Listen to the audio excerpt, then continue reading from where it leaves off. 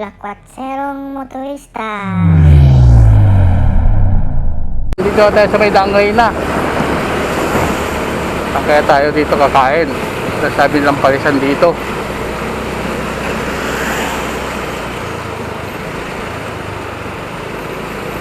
Mga natin.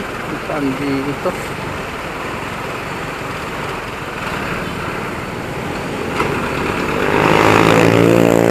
Ayun kaya yun. Siguro yun na nga yun. Ito. Ito.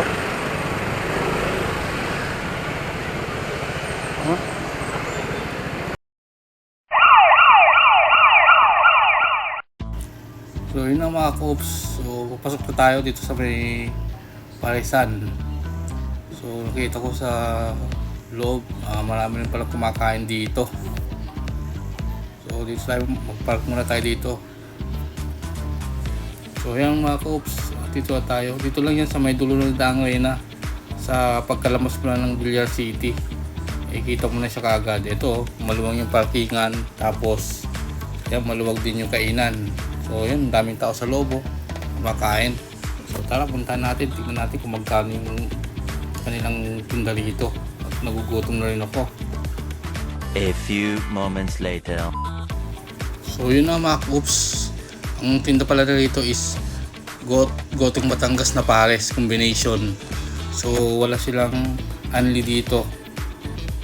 So ang tinda nila dito is yung overload na Gotong Batangas combination ng pares. Ito siya ayan ang daming laman.